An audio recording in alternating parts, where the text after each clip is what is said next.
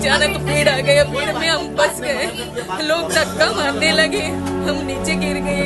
फिर नहीं मिली, वो दिखी नहीं हमको। हमारे पास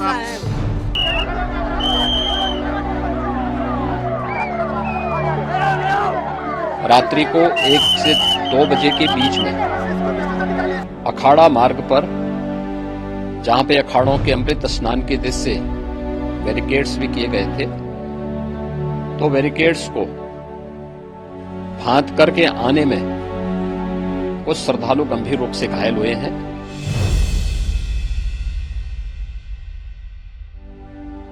प्रयागराज महाकुंभ में भगदड़ मचने से हुए हादसे में 10 से ज्यादा लोगों ने अपनी जान गंवा दी, जबकि कई श्रद्धालु घायल हुए।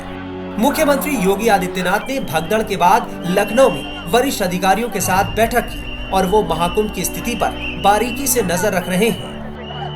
योगी ने पूरे घटनाक्रम की जानकारी दी। योगी ने बताया कि संगम नोज और अखाड़ा मार्ग पर लगातार दबाव बना हुआ है। साथ ही योगी ने ये भी अपील की कि लोग अफवाहों पर ध्यान न दें। प्रयागराज महाकुंभ में श्रद्धालुजनों की भारी भीड़ है। लगभग 8 से 10 करोड़ श्रद्धालु इस समय प्रयागराज के अंदर मौजूद है। कल भी 5.5 करोड़ श्रद्धालुजनों ने महाकुंभ का स्नान किया था।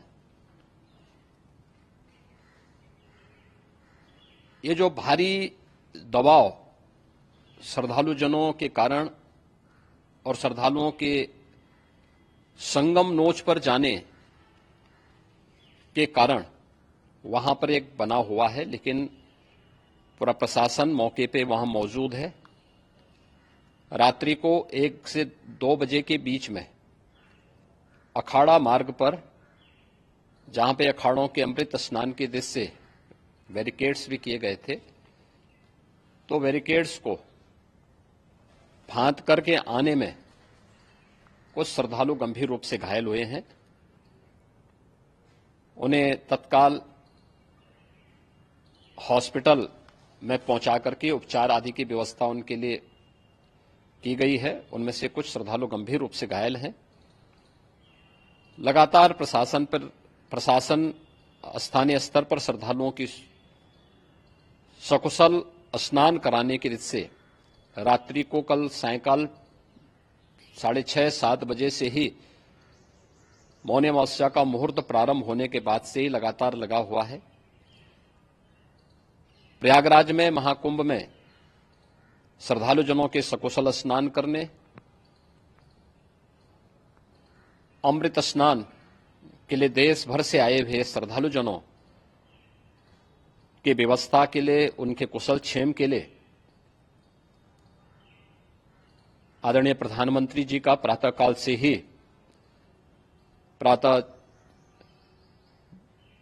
से ही उनके लगभग 4 बार प्रधानमंत्री जी ने हालचाल लिया है।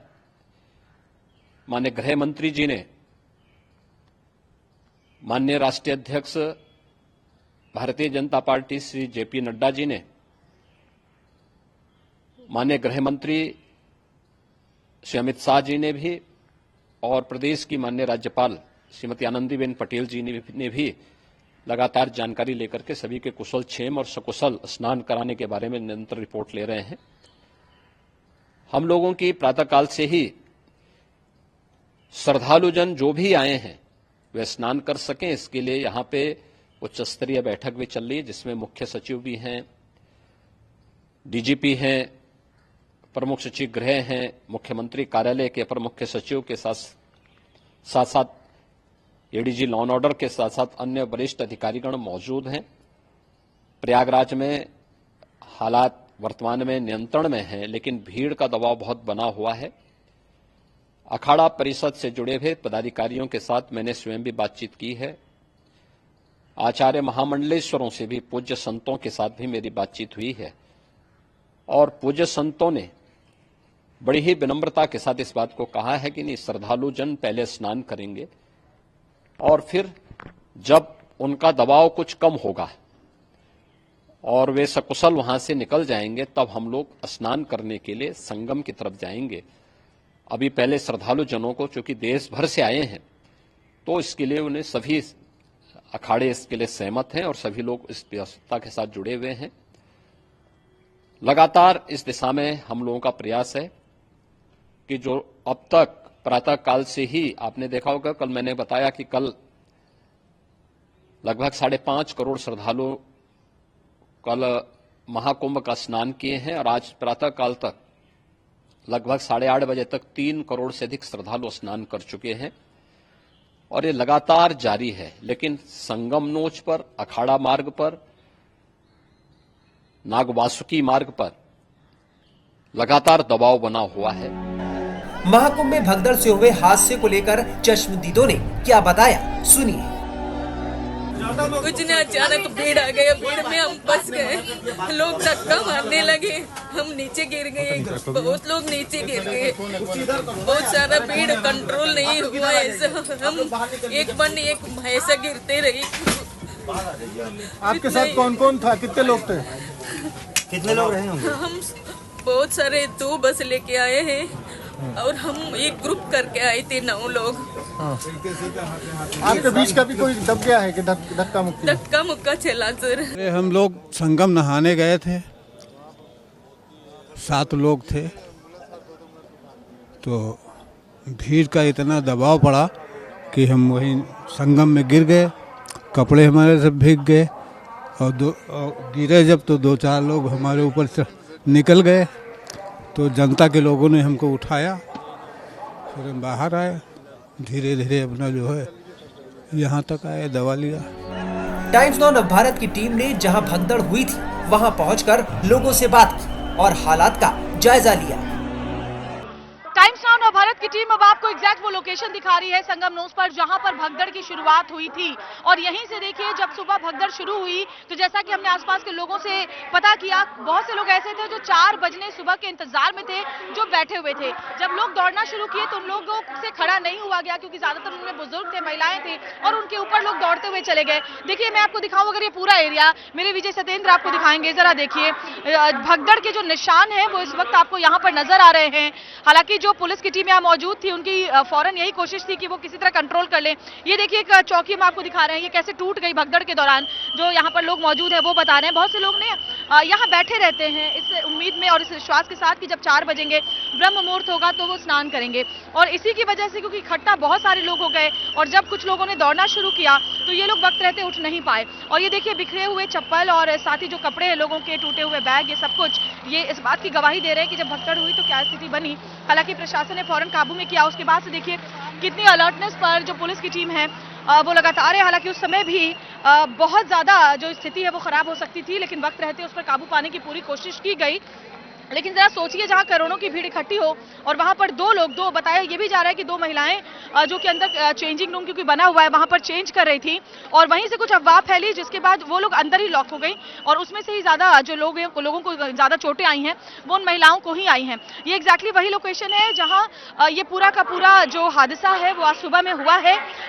और उसके बाद अब देखिए जो पूरा इलाका है यहाँ लोग नहीं है। पुलिस की जो टीम है वो यहाँ से कह रही है लोगों को कि आप जहाँ है वहीं पर स्नान करें, कोई जरूरी नहीं है कि आप बिल्कुल एग्जैक्ट संगम नोच पर स्नान करें, वो सबके लिए संभव नहीं है।